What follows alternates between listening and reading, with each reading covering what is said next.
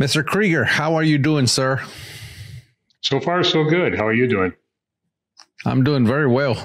Thank you so much for doing this. You know, as It's you my know, pleasure. as you know, you guys have been around for a long time, and so many people use your barrels. And I kind of wanted to talk to you, have you on the podcast, and kind of get a little bit of the history of Krieger barrels, if you don't mind. Oh, right. My pleasure. So, how did Krieger barrels get started? Well, I've been interested in guns since I was a kid. My dad had a machine shop. There wasn't a product, didn't have a product, but it was a contract machine shop. And I spent a lot of time out there working on guns, mostly, military stuff, sporterizing and stuff, and mostly butchering them up. But um, and then later on, I got into competitive shooting, and I met Boots Obermeyer, a barrel maker, and did a lot of talking and so forth. And I had always been interested in making barrels because my first interest was in Kentucky rifles and Pennsylvania rifles. In my dad's shop, I could probably make just about everything except a rifle barrel. So I started, gathering literature about that and so forth. And but then kind of got away from that for a while. But then when I got into competitive shooting and met Bruce Obermeyer, and he led me on to my first equipment and so forth, and put me in touch with somebody that knew where there was so Pratt and Whitney rifling machines and drillers and reamers and so forth. And I was still running my dad's shop and learning how to make the barrels at night and so forth, and upgrading the machinery. And that's pretty much the whole thing in a nutshell there. So, did you work for Boots yourself? No, I never worked for him. It's just that we shot together. We shot competitively for many years. I shot NRA competitions for 46 years, and Boots was shooting the same time. And we went down to the pits pulling targets. That was what we did in the old days. Now they're all electronic, but he'd be talking about stuff. And of course, I being a machinist, I knew what he was talking about and picked up a lot of valuable information from him, but I never actually worked for him, and he never taught me directly or anything like that. But we've always been and remained good friends. Well, good. When did you first start Krieger barrels? 1982. So it's been 40 plus years now that we've been making barrels. Although I didn't start actually making and selling barrels until spring of 83. Because I had some of the machines had a lot of rebuilding and upgrading that have to be done on them. But essentially, they hadn't been used since World War II. That's when they were originally made.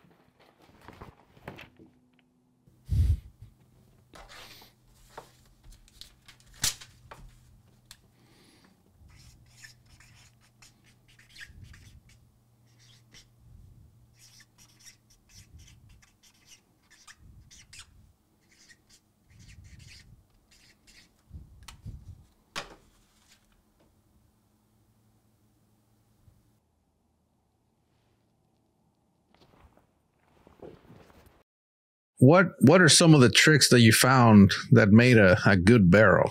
Well, the first thing I learned is everything I knew about machining went out the window. The machining axioms are the basic thing you always want to have is everything short and stiff and rigid as possible. But there's nothing rigid about a reamer or a rifling head on a 50-inch long quarter-inch tubing. So it all came down to the design of the tooling itself. The bore reamers were the hardest part.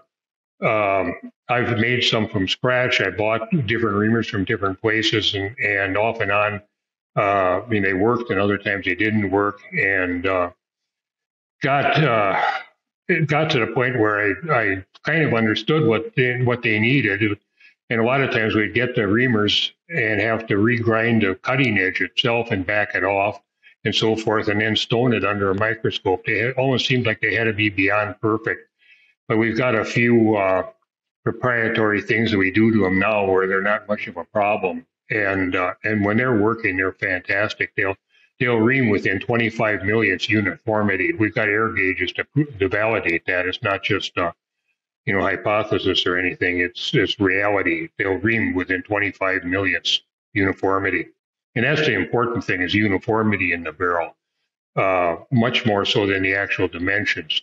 We generally hold tolerances within a half a thousandths to bore and groove dimensions. Like I see a 30 caliber barrel, 300 bore will be 300 to 305 tenths of a thousandths. Generally, it's a 302 in that area, and those reamers will hold that, like I say, within 25 millionths all the way through. They're beautiful. What about the grooving tool?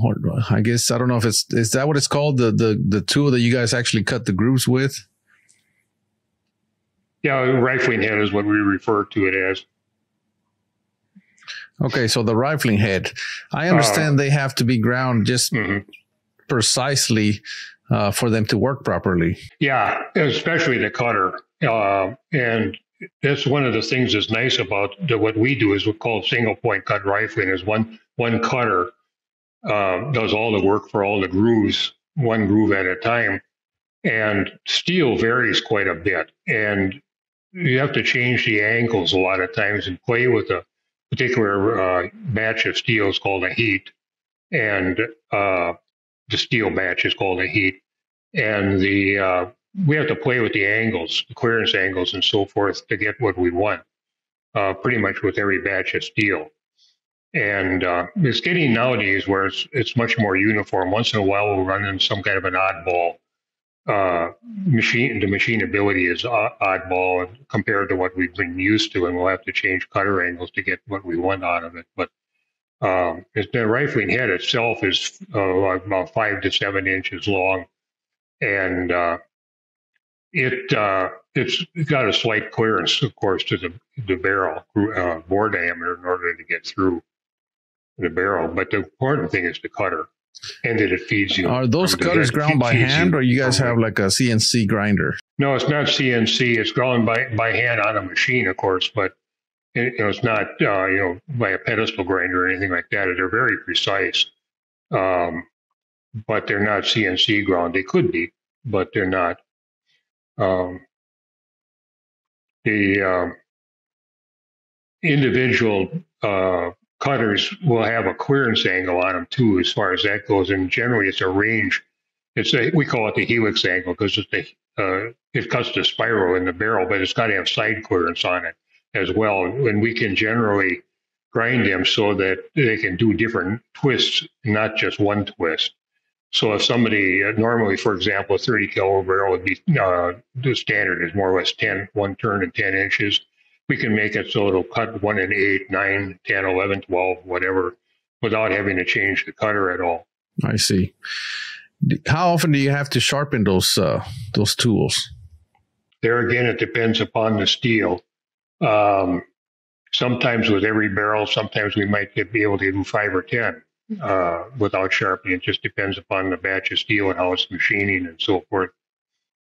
But it is important that it's sharp. Once it gets to the point where it takes a little bit more lapping to get the finish we want, that's when they sharpen. It's almost an individual thing. The guy who's rifling the barrel will be monitoring that. And he wants it to get through inspection. We have a separate inspection that's unrelated to, not accountable to anybody but me, management. And so they want it to get through inspection, not that they got to take it back and work on it again. So they sharpen the cutters quite often. What have you guys found to be the most? Have you guys found any difference between 4 groove and 5 groove as far as precision? No. As far as that's a kind of an interesting question. Um, I wrote an article, it was in Guns Magazine, I think in 2021 or 22. You can go online and get it about the 5R, the history of the 5R rifling.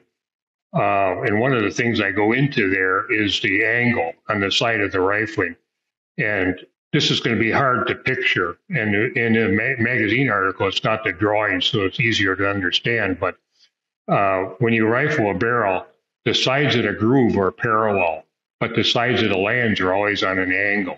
That sounds kind of funny, but it's the way it is. You'll see it if you look at the picture of the rifling. It makes sense then. The 4 groove has got more of an angle on the side than 6 does in 8 groove. And the 5R carries the angle much, much further. And the angle on the rifling may have something to do with the accuracy and or cleaning. One of the things is, I think nowadays, the VLD bullets we've got that are very long and thin jacketed because they're target bullets. If with the squarer lands with less angle on the side might be a little bit more destructive to them, and they might want to come apart in the air. It has happened in the old days with bullets that had too thin of a jacket that they actually would not make it to the target. They would disintegrate in the air. It could be that the 5R is a lot easier on the jacket because there's no stress riser, or far less of a stress riser on the jacket than there is on, say, a 8 groove barrel. The spin rates are very, very high again, too, because they're very long. You're cranking the bullet up to 200,000 RPM, give or take, and that's go out of RPM. Of course, it isn't in the air for a minute, but that's not the point. It still is going 200,000 RPM or so. So the 5R might have an effect on that. I've shot both when I was shooting competition, and I never could say that I really noticed a difference in one or the other. They all shot good. Boots Obermeyer is the one that developed it for competition shooting. He never claimed to have invented it. In fact, I've got a 1861 patent drawing from a British patent on a rifling he had, and it's actually got 5R rifling. But what Boots did was develop it for competition shooting. He had a contract from Aberdeen Proving Ground to make test barrels for that type of rifling, because a Soldier of Fortune magazine reporter had obtained a quantity of Russian ammo, and it was kind of believed at that time that the ball powder technology for the Russian ammo was superior to ours. And because we had this quantity of ammo, it went to Aberdeen Proving Ground, and to test it, you have to have barrels that duplicate what rounds the things are being fired in. And it was a 5R pattern, and that was what Boots made the test barrels for him. And then he tried it out for target shooting, and he really liked what he saw. Turned out, of course, that the ball powder wasn't ahead of ours. In fact, it was behind ours, which doesn't really come as much of a surprise. But Boots then played around with different angles and so forth on it, and developed it for competition shooting. The reason that the Russians had the 5R pattern in there was because the barrels were hammer forged, and it was easier to get the sides of the rifle and hammer the rifle like that than it would be like that to get into the corners. So that's why they did it. It was purely a production thing, ease of production. One of the reasons I think, on the average, single point cut rifling will produce more accurate barrels, more of them in the center of the bell-shaped curve for accuracy, is because the steel varies in homogeneous and machinability, even in a single bar of steel. We can hear it when we're drilling, the changes in the steel and so forth. With this cut rifling, we're only taking out about 1/10 of a thousandth per pass. So it's so light, the system is not sensitive to it. Button rifling, for example, which is excellent. I'm not knocking button rifling, is that they've made super accurate barrels for 70 years and set many, many, many records. But they have to deal with this variation in the steel all at once, because it goes through in a matter of 1 to 3 minutes maybe, and presses the rifling into the barrel, and it has to deal with it. So either whether you're pushing or pulling it, it'll tend to vary, not so much the dimensions, but the um, twist. And the twist uniformity seems to be extremely critical to an accurate barrel. And like I say, we're taking such a light cut that our system is not really sensitive to that variation as much as uh, somebody that has to deal with it all at once, because it takes approximately an hour, give or take, to rifle a barrel, because it's only taking out a tenth or tenth and a half of a thousandth, and it's 40, 50 passes per barrel. The more grooves there are, the more passes you have to take. So The what about the lapping? How important is that to a barrel? I think it takes it to the next level of accuracy and so forth.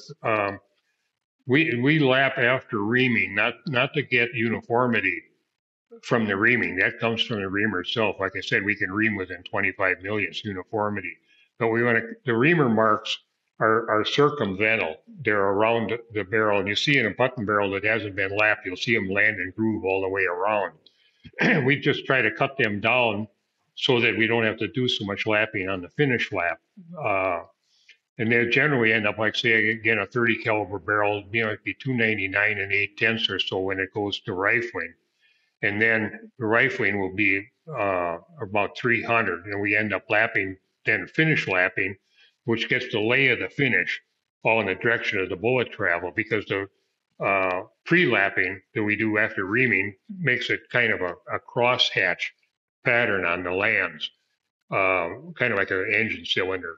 And when we do the finish lapping, it gets the lay of the finish all going in the direction of the bullet, and of course will improve the finish as well. And I think it leads to more uniformity of both the twist and the dimensions, but it also gets the cleaning easier and the fouling cut down. It's not as likely to catch the fouling.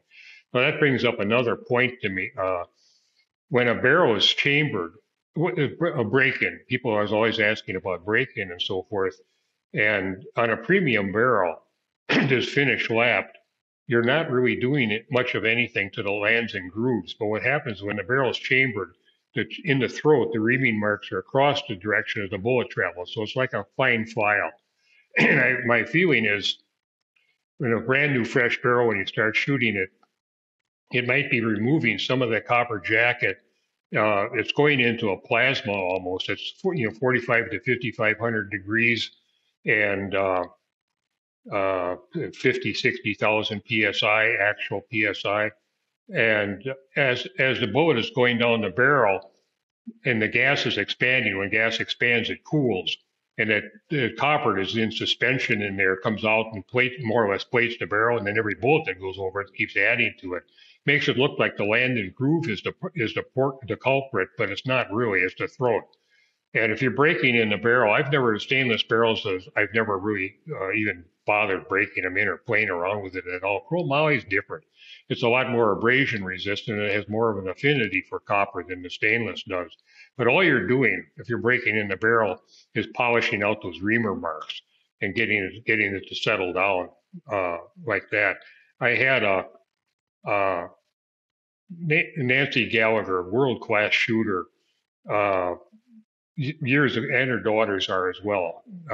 She was at Camp Perry shooting, and she asked me about the break-in. She says people are telling her to do this and do that and the other thing. She wanted to know what I thought, and I told her, well, Nancy, I think the first thing they should do is ask you what you're doing, not tell you what they're doing. But anyway, I told her I never broke in a barrel. If anything, it makes the first time you clean it maybe a little bit harder, but it's not going to wreck the barrel or anything.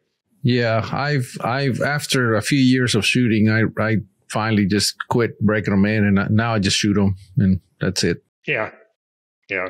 That's always the answer with any barrel, no matter what people see with a bore scope or whatever. The final test is shooting it. That's all there's to it.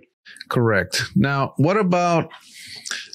Do you guys turn the outside contour after it's been reamed or before? Before, usually.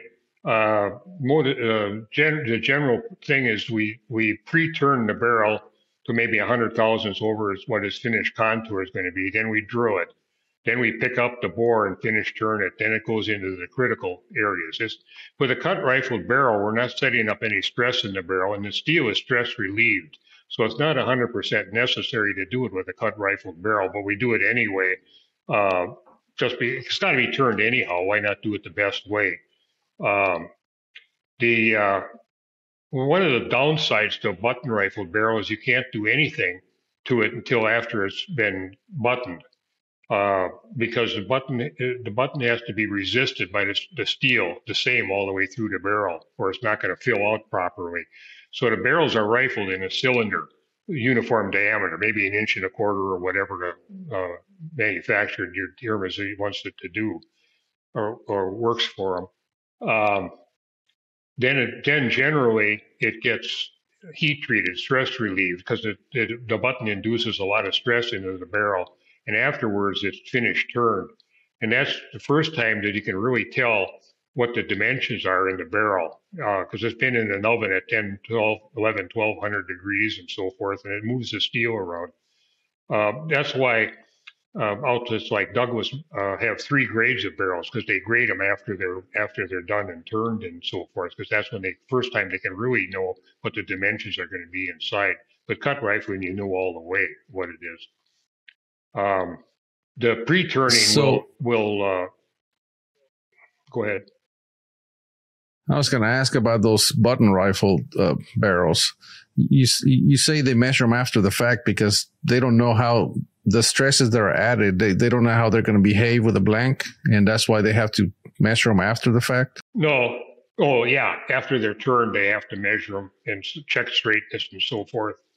They tell me too that they don't the stress relieving won't get 100% of the stress out, and with a button rifle barrel, if it's got stress in it, the more you turn on the outside, the bigger it gets on the inside. So it actually will trumpet going towards the muzzle. Another, the bore and groove will open up going towards the muzzle. Now that instinct or whatever would tell you that that's not good. However, Savage does not stress relieve their barrels, and they open up as much as 1,000s, and they're very accurate rifles. It's one of those things that in barrel making and shooting that seems to be logical and doesn't turn out to be. You think you'd want want the barrel to choke going towards the muzzle and not expand, but it doesn't seem to work out that way. It might even be that by having it open up slightly going towards the muzzle will release the bullet more gently. I don't know. It's all conjecture. We don't know what goes on inside of there. Interestingly, a hammer forged barrel does just the opposite. The more you turn off the outside, the tighter it gets. So as the barrel tapers down, it's going to get tighter. The button barrel, it opens up as it goes down the barrel. Now outfits like Hart will lap back into uniformity. They'll get it back so it's uniform on both ends. Less expensive barrels don't, and I don't think that is necessarily a negative. But I don't button rifles, so I'm not qualified. I'm not qualified to comment really on it, even though I did. Yeah, that's interesting that the hammer forge tends to shrink, and the button opens up. What about the cut rifling barrel? What does it do when you turn the OD? Let's say you're going to thread for a muzzle brake, and you're turning down to 5/8 on a 30 caliber barrel, or even half 28, half inch. Is that on a cut rifling barrel? Is that a bad thing? No, it's not going to do anything. The steel is double stress relieved to begin with, and then in some cases we cryogenically treat the steel besides. And the rifling process doesn't doesn't induce any stress into the barrel at all, so it won't change one bit. And we've monitored it as well. One thing that does change things, that's kind of an interesting thing. There was a very, very good service rifle gunsmith years ago that built M1As and M1 Grands for competition shooting, and he had built an M1A for a very good shooter with one of my barrels on it, and never could get it to shoot. He did everything he could with it, and he finally sent it to me, and I took it apart because I don't like to have anything on the barrel that's inducing any stress into it. And the muzzle brake was, or not, it wasn't a muzzle brake, the flash suppressor was kind of tight, not really too bad, but I had gauged the barrel with it on, and it seemed to me like it just kind of closed up just as the gauge was exiting it. And I couldn't tell for sure. When I took it off, it didn't do it at all. So all I did was refit the parts on the thing and send it back, and it turned out to be one of the best 600-yard rifles the guy had ever had in one of these. He had two other ones as well. I don't know whose barrel was on those, but um, the good news is too that this guy, I ran into him at Camp Perry, this gunsmith, and he was asking me what I did.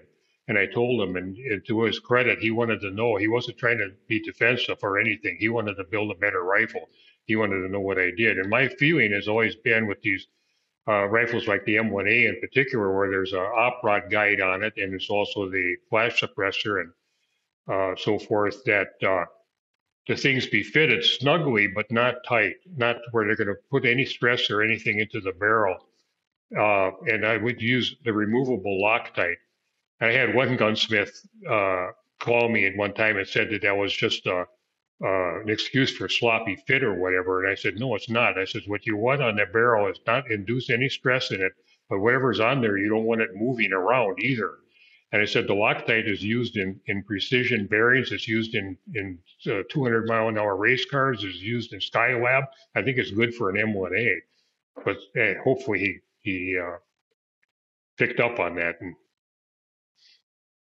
But that was that one example with the M1A. M1A was kind of, I didn't even think that thing would affect it that much because it wasn't really all that tight, but it was tighter than I liked it. So it can have an effect on it. You talked about cryo treating. Can you describe that process and how it's helped you guys? Well, it's interesting because we used to do it 100%, but then for some reason we found some batches of steel, we had drilling problems with them. Straightness, as I recall. I want to get into the straightness business in a minute too anyway, but what the metallurgists tell me, and it sounds like I know what I'm talking about, but I don't. I'm just using their terms. When our steel is quenched and tempered and stress relieved, there's two types of grain structure in it. One of them is austenite and one of them is martensite. When they're stress relieved, they're taken up to about 1250 for a period of time and Fahrenheit.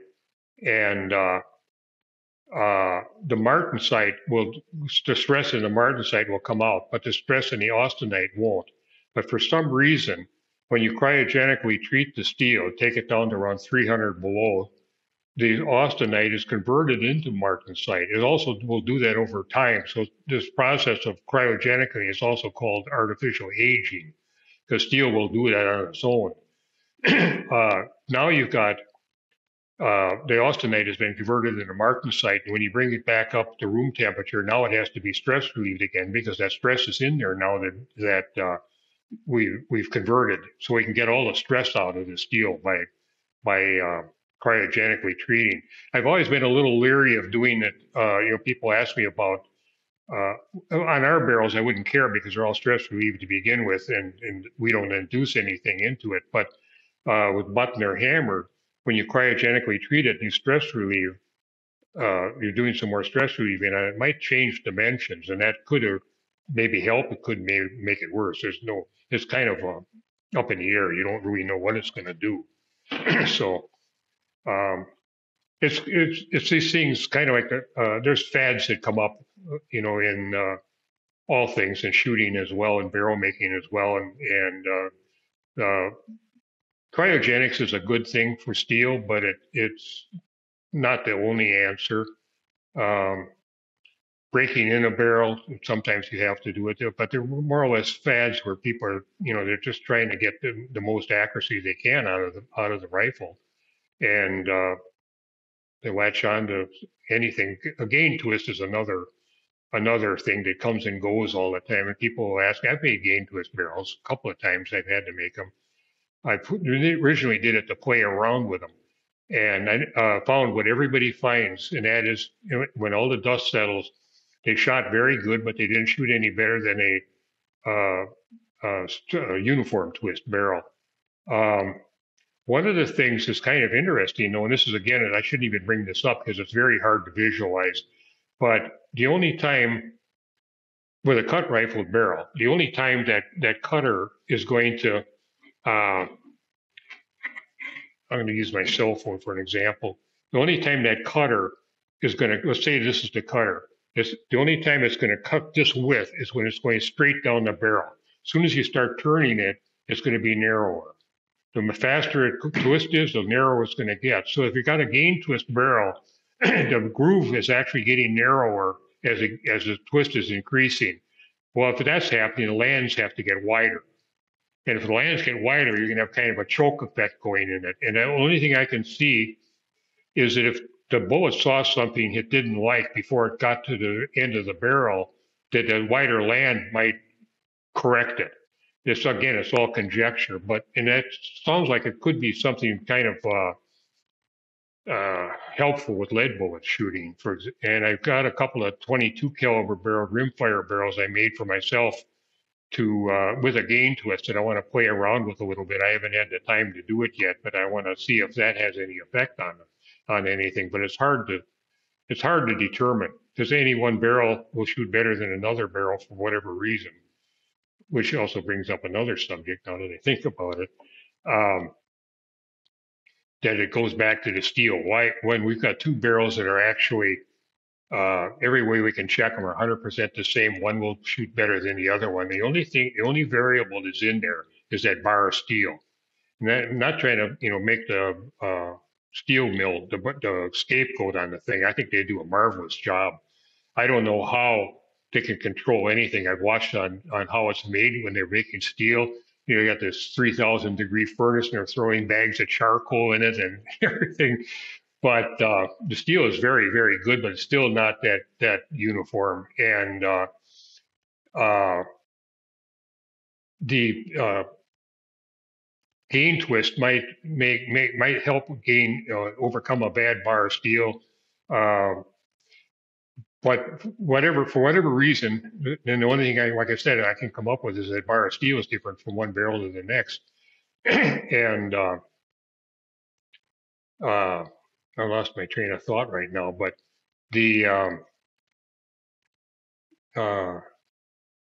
well, one of the things, I'll go on to something else and then I'll remember it. Straightness in a barrel. That's another thing that you think you'd want to have. And you do to some degree. And there's one of those anomalies again in barrels or shooting that the barrel doesn't have to be straight. In fact, I've got a customer, a venture shooter on the East Coast that likes to have a bowed barrel because he knows it's just going to hammer. When I was shooting competitively, I always shot culls, something I wouldn't want to send out to somebody else, but I figured would shoot fine. And most of the time it was a bow in them. And there's never been an accuracy problem whatsoever. And in my mind, I can't see why that can be. Because for that bullet to go from 0 to maybe 3,000 feet a second in maybe a thousandth and a half of a second, it's got to be like slamming into a wall to go around that bend. But it seems to like it. It does not affect the accuracy in a negative way at all. If you try to straighten a barrel, that will affect it negatively because it's like any other tubing. Once you bend it, it's going to be out of round in that spot where you bend it, number one. And number two, it sets stress up in the barrel that we've done everything we can to get the stress out of. So it's going to have a tendency to walk as it warms up or vibrates or does whatever. I remember what I was going to say about the steel. You could take 5 barrels and one of them will always shoot better than the other. Race car drivers, car builders, they're gun people a lot of times too. And one of them, the race team stopped in a booth at the NRA show, I believe it was, maybe the SHOT Show. But anyway, we were talking about this very subject, and they were shaking their heads. They said, we'll build 5 cars, absolutely identical, and there'll always be one that's faster than the other 4. And they don't know why. We don't know why. It's just something. Everything just comes together in a good way. Yeah, that's interesting. I've noticed that too. I mean, I have nowadays the barrels are very consistent, but every now and then I'll have one that just shoots better than the rest, and those are the ones that get set aside for the for the important matches. It might be. again, it's subjective conjecture, but it might be that there's just some vibration pattern that maybe it's related to the diameter to the length ratio, something like that, that it just likes. I had one of my target barrels that I made for myself years ago uh, on a 40X Remington. I had rebarreled that rifle, I think, 3 times already. This was the fourth time. Not that they shot them out; they weren't like bad, and I tried another one. But this one didn't quite shoot as good as I thought it should. And I kept facing off maybe about 50 thousandths off of the muzzle, and all of a sudden it just came right in. I don't know if there was something it didn't like at the end of the barrel. I couldn't gauge anything. I think it just maybe changed the vibration pattern a little bit. I had a customer years ago that called up and said that he had a way of getting the zero note of the vibration of anything that vibrates. You ever see a aerial on a semi at a stop sign, and the tip of it's always going like that, and then there's a spot that's not moving, and there's a couple of them down there. Well, that zero note of vibration, a barrel's got the same thing, and he said he had a way of making the muzzle at the zero note of vibration. And I'm thinking to myself, this is a law of physics. You can't have that. Well, what he was doing is after he got the barrel done, he would thread on a blank piece of steel with a hole in it, and he just kept facing it off and shooting it until it came right in, which is actually the principle that Browning's Boss system, which came later on. And he was tricking the barrel into thinking the muzzle was out there when it was really back a ways. I don't know how far. I don't know how long the steel was or anything he was putting on there, but I know it's kind of clever. There's a lot of that stuff now. They call them tuners, I think. That a lot of the BR shooters, the 50 BR shooters use tuners. I think almost all of them do, as a matter of fact, because their rim fires are they're just fussy. The ammo to everything, to the phases of the moon, everything. But so they use tuners. They tune them in every day, every match. Yeah. Yeah. So barrel tuners are very common nowadays. Ventress, F-class, even PRS, because, for the same reason that you just noted. Mm-hmm. What about types of steels? I mean, I know 416 is, stainless is the kind of most used stainless in barrels. Have you guys usually do an anneal type, like a 32 Rockwell? Is that about the hardness of the 416 that you guys use? Yeah, that would be on the high end. We generally specify 28 to 32. You don't want it super hard because you want the ductility, but you also don't want it soft. Oddly enough, it won't machine as smoothly when it's too soft. It'll get a rougher finish. And of course, the yield and tensile drop. It's not as strong. It's strong enough without any hardness at all for most applications, but it's better to have the hardness in there. You don't want to go too hard. A lot of pistol barrels, particularly semi-autos that have hardness for function on them, run around 40 Rockwell, but of course they're not running the pressures we run in a rifle either. So, yeah, 28 to 32, and whether it's chromoly or stainless, it's the same. The chromoly seems to be more abrasion resistant than the stainless, but that's really only applicable to a 22 rimfire. They wear off because of the glass in the priming and things like that. But the center fire, the high intensity cartridges, it's more of an erosion and a heat cooling thing. I'm sure you've seen pictures of a barrel, the throat where it's all cracked like a dried mud puddle and that. And what I've noticed with particularly with my varmint rifles, that the chromoly will get right in front of the cartridge case, the neck, the edge of the case. It'll have a beaded appearance, almost like a lizard skin, and then from there on out it cracks. The stainless, I've never seen that in the stainless, but all the mud puddle crack appearance is smoother in the stainless. It's just something you glance at one and glance at the other, and you'll see the difference. It just appears to be, even though it's got the cracking, it appears to be slightly smoother going down the barrel. The other thing that's good for target shooting, particularly long range target shooting with the stainless barrels, is that they will tend to go out all at once compared to the chromoly. The chromoly will keep dribbling out over the season. You wonder, is it your position? Is it this or that and the other thing?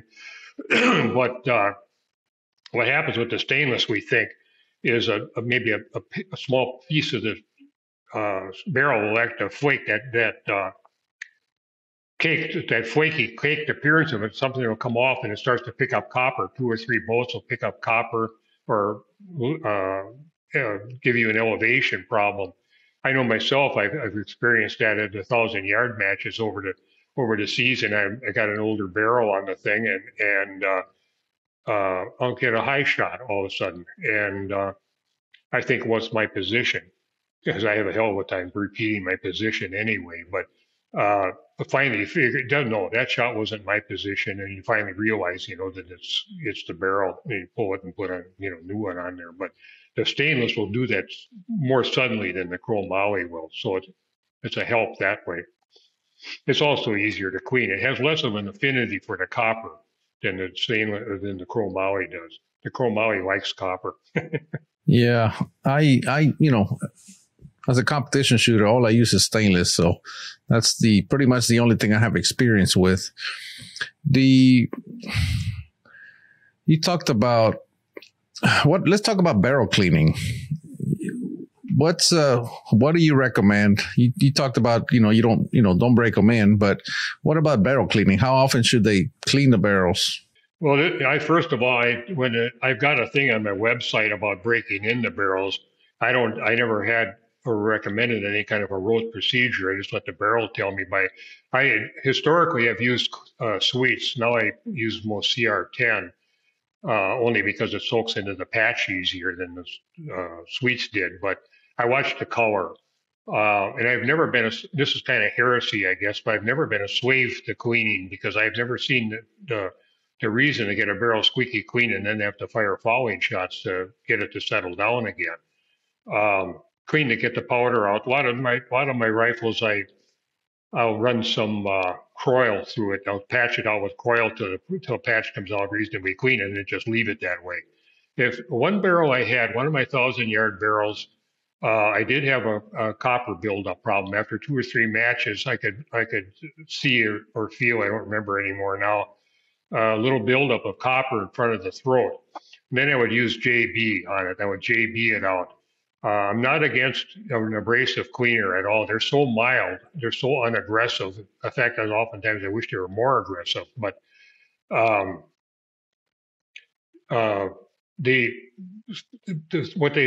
give you my experience with it. That particular barrel, I would JB it, but it wouldn't take out all of the copper. Then I would sew sweets in it that would get good and green again. And then after I did a few cycles of that sweets thing, it would pale out again. And then I'd go through with the JB again because the stuff was still there. And it seemed like the JB would liven it up again so that the sweets had more of an effect on it. And I only had to do that 2 or 3 times during the life of the barrel. In a 1,000-yard shooting with a Magnum, I shot a 30 by 338, which is kind of like about a 30 Newton or a 308 Norma, whatever that is. It's not like a Weatherby or anything. It's not that hot, but it was about 10 to 1,500 rounds would be the accurate life as far as 1,000-yard rifle went. I generally shot 190 to 220 grain bullets in it as well. If you took that rifle, in fact, I probably did, shot it at 100 or 200 yards, it would still group very well, but at long range, it wouldn't. Generally, again, it was high and low shots. It was elevation shots because, again, that what I described earlier probably taking place. You got to let the barrel tell you what it wants. They're kind of like people. They can be individuals. I think nowadays the barrels, not just mine, but most of the top makers, they're very consistent. They're not, what you did on one, you can do on the next 3 probably. It'll work just fine. But like I said, myself, personally, I'm not a real slave to cleaning.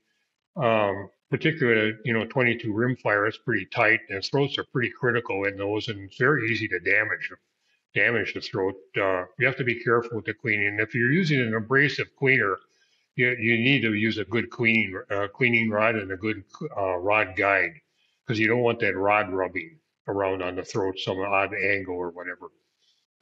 But other than that, now I mentioned Nancy Gallagher earlier. Who had asked me about breaking in barrels. Her husband, Ned Tompkins, he may be retired now, but he was captain of the American Palma rifle team. And he also won the national championships at Camp Perry 7 or 8 times. Real top-notch shooter, whatever. When he was coaching the Palma teams, he would use a diamond paste. He actually did this on his own rifles when he was shooting. Every 200 or 300 rounds, he would polish the throats a little bit with a diamond paste, I guess, to smooth them out again, because the smoothness was what was important, not so much what their shape was or anything else like that. With the Palma teams, he was using Dave Tubbs' his lapping bullets. I don't know what he calls them, but they're bullets that are charged with an abrasive or whatever, and you just shoot them. The shooting, fire lapping, it's called. That's very aggressive. I don't know if it's because of the harder jacket material or the pressure, the obturating that takes place in the barrel from the pressure of the gases or what it is, but it's very aggressive. On my own personal 22 rimfires, and when I'm testing stuff with a 22 rimfire, I will fire lap the throat. I don't recommend it because I can't control what people are doing, and it's information can get misread very easily. But on my own guns, and when I'm testing, I have done it because it might take thousands of rounds for a 22 to break in, and they're very sensitive to that lead and that throat finish and so forth. Uh, Carl Kenyon, the trigger guy, used to lap out the throats in his barrels. I think that the Fort Benning marksmanship unit does that as well. I'm too lazy to go in there with a thing and do it every land separately, so I just fire lap them. I roll them in JB and fire them. It takes about 25 rounds to smooth the throat out in the barrel. Um, there's always kind of a joke about 22 rimfire rifles that somebody buys a brand new 52 or brand new on shoots or something and shoots with all different ammo because they're very ammo sensitive. Even the good quality ammo isn't the problem. The problem is just something the barrels like and others they don't like. Um, Guy might, go through the process of trying to get something that works and it never does, so he sells the gun. The next guy goes through the same thing. Maybe by the third owner, the thing starts to settle down and shoot because that throat's finally wearing in. The only thing it's got going for it is that glass in the priming compound. Well, that's interesting for sure. What about, because you're in Wisconsin, correct? Mm-hmm. Are you friends with Norm Brooks? I've heard you guys are pretty good friends. Yeah, most barrel makers are. It's kind of an anomaly, but we we get around. We share to a certain degree some ideas and information and stuff like that, and questions and so forth. Yeah, there's a lot of us barrel makers in Wisconsin. Yeah, because Norm, I shoot Brooks barrels. I've been shooting Brooks for a long time, and it seems like everybody has, especially the cut rifling barrels. Everybody has about the same process. Is there something that possibly could be done to make the barrels better that you can think of? That's an interesting question. Paul Miniman, AccurateShooters.com, was doing an interview. What was this, some years back or whatever? And he said that he said, well, bullets are getting so good and barrels are getting so good. What do you think the next thing is to get, next level of accuracy or whatever? And I didn't think of it at the time. I thought of it later on. And my answer should have been, well, to make barrels any better, we have to get better steel. And I talked about that earlier, so I'm not going to go into it again now. But that was the answer. That I think that if there's some process that can come up with more uniform and homogeneous steel, that's going to help. It's not. It's getting to the point where I don't know how much more accuracy we can get, considering what the bullet all goes through, going through that barrel.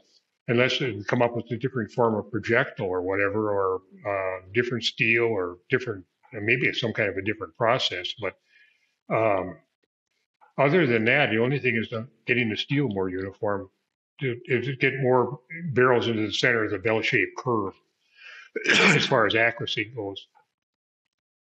On any given day, the cheapest barrel in the world could outshoot the most expensive one or whatever. And again, I think it comes back to the steel, but that's not the only aspect that you're after. You're also don't want the barrel to walk. You need barrel life. You got to be easy to clean, not foul. There's a number of things besides accuracy that are involved with a good barrel. But anyway, again, I think the core thing is going to be the steel.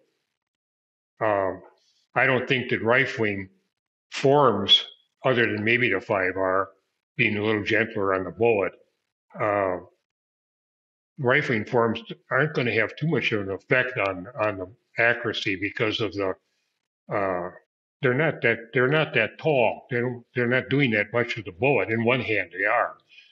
They're taking a bullet at rest and taking it up to 3,000 feet a second and 200,000 RPM in a very short period of time. But when you think about it, they're not very tall. Excuse me. A 30 caliber barrel, again, for example, 300 bore 308 groove means that the lands are 4 thousandths of an inch high. That's slightly higher than a sheet of paper, writing paper. So it's how much effect is it going to have on it? The twist uniformity is, again, the thing that I think has more to do with it than anything. You don't want the bullet the twist to be slowing down and speeding up as it's going through the barrel, uniformly anyway. It speeds up as it's going through the barrel. The other thing too is with gain twist, people think that it's more gentle as far as the twist goes. But when you think about it, the further the bullet is going down the barrel, the faster it's going. So it's actually accelerating that rotational acceleration as well. So it's trying to twist it faster and faster as it's going through the barrel, which maybe it's good, maybe it's not. It's hard to say again because we don't have glass barrels. We don't know what's going on inside. I know Barline is experimenting. I don't know if experimenting is the correct word. They offer two types of metals now, in stainless. They have a new grade, and I don't know anything about that. Are you familiar with what they're doing over there at Barline? Yeah. In fact, I've got one of them. I had it analyzed, and it had what I figured it had, and it's got nickel in it, which is more heat resistant, and it makes the barrel slightly harder to machine. But apparently, it falls within the parameters of being able to machine this and still make a good barrel. It's roughly twice the cost of a non nickel barrel, I don't know what he calls them or whatever, and so it kind of is a wash that way because it lasts twice as long, but it costs twice as much. However, the advantage though is all of your data on the rifle. If you're shooting, shoot a lot of either prairie dogs, or if you shoot a lot of competition or whatever, your load data and sights and zeros and all that thing, are going to be more consistent and last longer with a longer life barrel. The vast majority of barrels don't get shot out. Varmint shooters, yeah. Competition shooters, yeah. But the average, above average, I suppose it would be, it's going to get a special barrel, but still not a competitive shooter. But they're not usually going to shoot out the barrel anyway. But it's nice to have one that's going to last longer. But it is a nickel being added into it is what gives it more longevity. So I guess that's the downside with harder barrels or harder metal. Like 416 is quite soft, and what's the hardest metal you think could be machined reliably with today's methods of cut rifling? I would think you could machine 45 Rockwell yet. You could probably go harder. I think you'd have run into other problems. The cutter would be getting more sensitive to variations in the steel. the cutter is not going to last as long. Maybe it would have to be sharpened several times during the cycle, the rifling cycle. Um, and I don't know there would be any advantage in doing it. I've always often questioned nitrating a barrel, whether that has that much of a positive effect on barrel life, because it's hardening and essentially uh, every time you fire the rifle, you're on a very microscopic level. You're hardening that surface. Heated up and then quenched right away because the heat is drawn away into the mass of the barrel almost instantly, and so that's what actually causes that dried mud puddle look in the throat and so forth. It's this constant heat and quench is going on when you're firing. Um, it even brings up the question of whether rapid fire wears out a barrel faster than slow fire, because with rapid fire, the temperature of the barrel is going to rise and stay risen, whereas the quenching effect won't be as severe as where you're firing slower and having the barrel cool off all the time. I'm not saying one or the other about it because I don't know. I've never done any kind of testing that way at all. But I could see an argument both ways with it. Um, the nitrating would be for wearing mostly, and I guess it cleans easier and it's less susceptible to fouling. But I question again the barrel life on it because we're not wearing the barrels out; we're eroding them. Yeah, that's true. The something that I was talking to Frank Green. He told me about is these rifling machines that you guys use. Are they still the old? What are they called? The rifling machines? Yeah, ours. That's Pratt and Whitney hydraulic riflers. We have computerized riflers as well. Okay. Are they making new machines nowadays? Something that could possibly work to chamber barrels? Or not chamber, but ream? What? Machines nowadays, do they make anything, kind of CNC or anything nowadays that you can go and buy a rifling machine brand new that you could use to to rifle barrels? Oh, yeah, yeah. I think there are. We, like I say, we bought one ourselves, and the main reason we bought it was it's a little bit quicker to set up. It's best for onesie twosies because you're just punching in numbers. You're not moving stops and so forth. But they were slower as far as production goes. If you're running more than one barrel, there's the identical barrel, rifling the same twist, same caliber, and so forth. The Pratts definitely have an advantage. I strongly favor the Pratt's machines. They're just beautiful machines. They did do such a wonderful job. I haven't had that good of a feeling about it with the CNC machines yet, but that's probably familiarity more than anything else. There shouldn't be any reason why they're not. Being able to take a twist, that brings up an interesting subject. The other thing is with the CNC riflers, the computerized riflers, is you can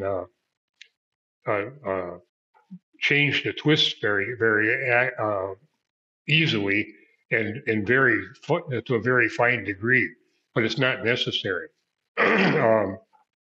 We had uh, a program, a ballistic program from Aberdeen Proving Ground. Bob McCoy sent us, and we had it. We've lost it on our computer. He's died, dead now, passed.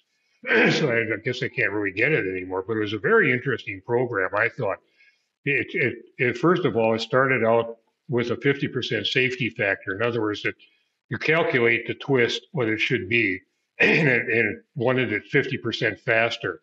And this was a program that could be used for anywhere from a 17 caliber rifle to a howitzer. It's an artillery shell of any kind, maybe Navy guns even, I don't know.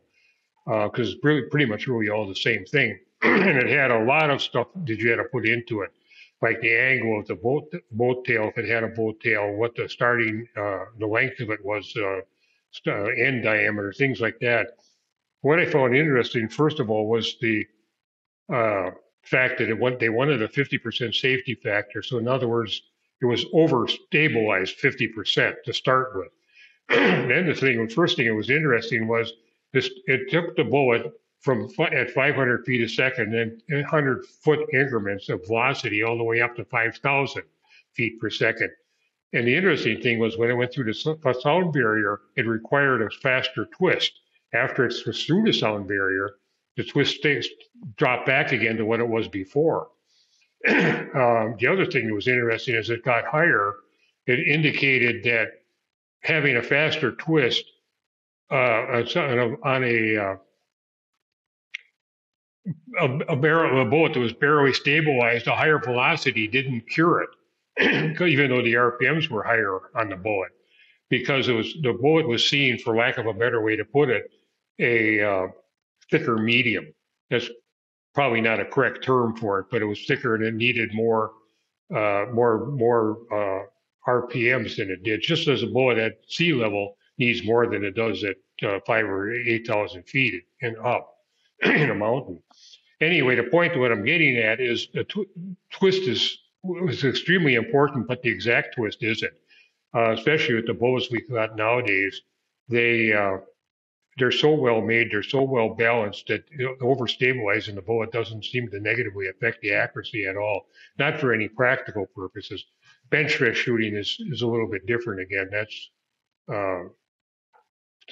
extremely important or competitive, and their particular bullet that they're shooting just stabilized and not overstabilized, at least theoretically, is an advantage. But years ago, maybe it's still the same, I don't know. Years ago, the Palma matches that were fired all over the world, the host nation would furnish the ammunition. And it was the ball ammo, the same stuff that the armies used. And those bullets were historically inaccurate. They're very imbalanced and not good quality bullets at all. They go through machine guns for the most part, and where they actually don't want accuracy. But anyway, the barrels were the bullets were very stabilized. A 30 caliber 149 or 47 grain bullet, it was a 1 in 14, 1 in 13 and a half, because the faster you spin those, the more imbalanced they got and the worse they shot. So the barely stabilizing those was an advantage. I think the ammo now, I'm not sure if they still use the ball ammo or if they're supplied with different ammo. I don't know, but the normal bullets that we've got, the match bullets, even the hunting bullets, are so accurate nowadays that overstabilizing, you're better off over than under by far. If you're understabilized, it's not going to shoot. That's all there's to it. Okay, makes sense. Anything else you wanna discuss? I mean, you laid quite a bit of knowledge on us already. There'll probably be something I'll remember afterwards. At the moment, I don't. Only thing I got to say is I love barrel making, and I'm very fortunate to be doing it. I'm very fortunate having the background and having met Boots Obelmeyer. Boots, incidentally, has had a stroke about 5 years ago, and he's no longer making barrels. I've seen him a couple of times. I visited him. He's alive and well, but he's not making barrels anymore. He was a very good friend. We've known each other for, 46 years, ever since I started shooting competitively. So, and we get barrel makers all pretty much get along. We're all up against the same problems, and we're not. The market's so big. We're not really all that much of a direct competition anyway. To some degree, we are, but not. It's not like hardware store, down the store, gas stations or whatever. It's not that. Yeah, well, yeah, you guys are doing some good. You guys are making some really good barrels. Good, the precision potential of barrels nowadays is amazing. I mean, there's records being broke seems like every weekend nowadays. I had back in the beginning, I had an order from Fort Benning marksmanship units, 30 caliber barrels, 1 in 10 twist, 4 groove, And one of the barrels, uh, the one of the sets of the grooves was almost a half thousandth deeper than the other set. It was like one set of was 308 and the other was 308 and a half or whatever. So I put it on my own rifle and shot it. And the other thing I did with that particular rifle was I chambered it in 3006, and I had JGS make a reamer with a longer throat. I don't remember how much longer the throat was, but I wanted to have a very heavy bullet for 600 yards. The course, national match course is shot at 200, 300, and 600 yards with rapid fire stages at the 200 and 300 yard line. But I wanted to have a big, heavy load for 600 yards, but I still had to have a load that would work through the magazine. It had to be magazine length for the 168 grain bullets that I would use in the rapid fire stage. And I didn't know how it was going to work with that longer throat. I had the throat right at 308 and a half, maybe a couple of tenths over. So it would be a good guide for the bullet, but nonetheless, it wouldn't be into the rifling right away. It turned out that that was the best 168 grain bullet barrel I've ever owned in my life. That thing was just magic. The half thousandths difference in the grooves had no effect on it at all. But I think that jump with the 168 grain bullet might have actually been a plus, even though we think we got to get the bullet right up against the lands. That's only true in the old type of throats, which were just an angle, where back by my palm of my hand would be where the cartridge case is, and it's at maybe 315 in a 30 caliber barrel, and then it tapers down to 308 or down here. Because there's no guidance to the bullet. So the closer you get it to the lands, the better chance you've got of it not getting off.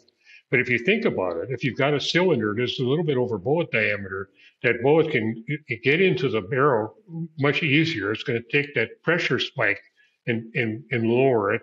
And there's also a little bit of inertia for the bullet when it hits the lands and so forth. And I've got two other rifles, two hunting rifles. They're both in the 375 caliber, and they've got long throats on them. And they're all sub half inch rifles. And this was 3-pound triggers and a hunting rifle, a sporting rifle. If I get the time, I want to experiment with that a little bit. I want to go to an extreme and get a very long throat and see what goes on. And I think it might be almost like a positive for barrels, for accuracy and so forth. It's going to have a tight cylinder, though. So, that, I mean, not tight into the squeezing the bullet, but bullet diameter a little bit above it, and to guide the bullet into the barrel. Lead bullet shooters, like Schutzen shooters, have used that technique for years, but in the opposite direction. They make the bullet ride the bore. The bullet is, in that case, the example I'm using would be 300 in a 300 bore, and then the driving band's in the rear, which is also the way that artillery works. I think all the artillery has a driving band and bore riding bullet. This would be the opposite. This would be kind of like a groove riding bullet. But anyway, the point being that two things. One, that throat didn't matter jumping with that 168 grain bullet in my rifle, and neither did that half thousandths difference in the grooves make any difference. So I thought I'd bring it up for thought, for discussion or whatever. So I think it was kind of an interesting phenomenon. Yeah, that's interesting for sure. I've heard of people trying that. I had Mark Gordon from Short Action Customs, and he actually did a test where he found that somewhere between 80 to 100 thousandths of jump was the best results. So, I've heard that before. There might be something there. Yeah. Like I say, I'd like to really do some serious, testing with it, and that's always going to take more than one barrel because, like I said, at any point in time, one barrel will shoot another. Which brings up another thing: barrel life. Every once in a while, somebody's got something that not metallurgical, but some kind of an elixir in a bottle that will double barrel life. So the first thing I ask them is, what was your test? How did you ascertain that it doubled the barrel life? Well, usually it's something like, well, his buddy Fred, had got twice the life out of it, out of his barrel that he did out of the previous one when using this stuff or whatever. And that doesn't tell you anything because it's two different barrels. To test them, you'd have to have at least 5 and preferably 10 or 20 absolutely identical barrels, identical ammo, same cadence of shooting, same cleaning. You have to determine what the accuracy was to begin with, and determine what you consider shot out. Because, like I said previously, the 1,000-yard rifle shot out at 10 to 1,500 rounds, but it wouldn't be at 200. So, uh, barrel life is this nickel steel will probably help barrel life, but uh, none. I've never heard of any cleaning method or cleaning fluid or any kind of treatment of the barrels that actually had any kind of scientific testing to prove that they actually do increase barrel life. Unfortunately, I suppose. But I said, I guess it's better for you that they don't find anything, right? Can make more barrels. well, yeah, that's what I was just going to comment on. All the barrel makers are so far behind anyway that it doesn't. It's kind of a moot point. But um, if we had a way of doubling the barrel life, like possibly Bartline does, it uh, our barrels would sell better. So we'd have a jump on the competition, so to speak. So in a sense, we would like to have it, but I don't think there's as far as the systems, the way they work now with gunpowder and copper jacketed bullets or gliding metal bullets or whatever. The barrel life is what it is, and it's not going to change unless something's changed. I think with these components, then changing the steel is changing one of the components. There's another steel, 4130. It's a chrome moly steel that has more nickel in it, and barrel life might be better in that as well. It's not very good machining. So the quality of the barrel, barrel life might be longer, but you may not care because it doesn't shoot. I don't know. I've never used it, so I can't tell you. Yeah, if it doesn't shoot, I don't care how long it'll last. Right? It's pointless. In a machine gun, that's different. What they put in their barrels in the steel for machine guns is vanadium, and that does have a lot of heat resistance. Again, it's very difficult to machine, but it will help with barrel life. But they also put in a stellite liner a lot of times. It's a sleeve that goes in the front of the chamber with the throat in it and rifled, and it's timed up with the rifling in the steel barrel. It takes most of the erosion is going to take place in the first 4 to 6 inches of the barrel, and that's what these stellite liners are. They're basically almost pure cobalt, and cobalt is for example, it's an alloy that's used in exhaust valves in the engines because it takes the heat so well.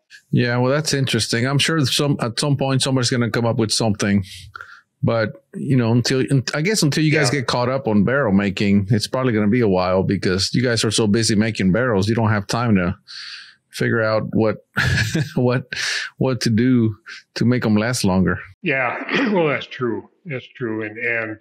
When you think about everything that's going on there, they last pretty long anyway. You've got a 308, you can usually figure, 5,000 rounds plus or minus a little bit. A lot of them will go a lot further. It depends upon the bullets, depends upon the powder.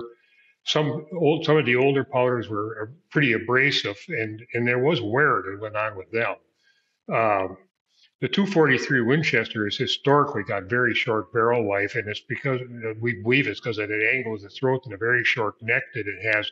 That it's actually getting abraded because the powder is going right into the lands in front of the throat instead of being funneled down the barrel more.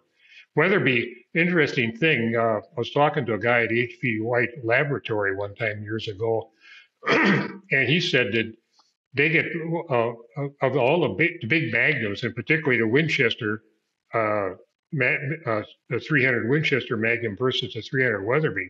Even though the Weatherby uses more powder, they would get longer barrel life out of it. Well, the Winchester's got a historically short neck, and the Weatherby's got a very long neck on it, and it definitely seems to have an effect on barrel life. Now that's kind of interesting, I think, because it's the only thing that does seem to affect barrel life in a positive way. 243s are just Boots Overmeyer told me years ago that it's like every 150 rounds you have to adjust your load again because it's more so much. Which also brings up an interesting thing. He did towards the end of his shooting career. He was shooting a 6.5 308, which is almost the same as a 6.5 Creedmoor. Ballistically, it's pretty much the same. And what he did with that, again, this was across the course rifle, 200, 300, 600 yard rifle. What he did with that is he chronographed his load when the barrel was new, and then as he went through the barrel life, and I think he had about 8,000 rounds on it by the end of the barrel life. He chronographed it periodically and then bumped the load up a little bit to get that velocity back again. And as I recall, the last load he shot, or last match he shot a queen, a 200 with like 16 X's, I think it was, at the end of the barrel life. And if he hadn't been bumping the load up, he may not have gotten that, I guess. But I thought that was an interesting another way of increasing barrel life is just by upping your load a little bit as the barrel wore. I've never done it myself, but it's something to consider, particularly if you got a barrel you love. You just don't want to rebarrel it. Oh man, I tell you, I've had some barrels that I wish they were still going on. They shot so good, and then they didn't. Yeah. Well, Mr. Krieger, thank you so much. Thank you so much for doing this interview. I really appreciate it. I know you're a busy man. Well, thank you for asking me. And thank you for asking me. I enjoy these. And I like to get as much information out there as I can, because I don't think there's a lot of good information out. Not to say that mine is so good, but there's quite a bit of lack of it, I find, talking to people. Even really good shooters, so often they've got misconceptions and stuff like that. So anything I can do to help, I'd like to do. Well, thank you very much. I appreciate you doing this and getting the information out there.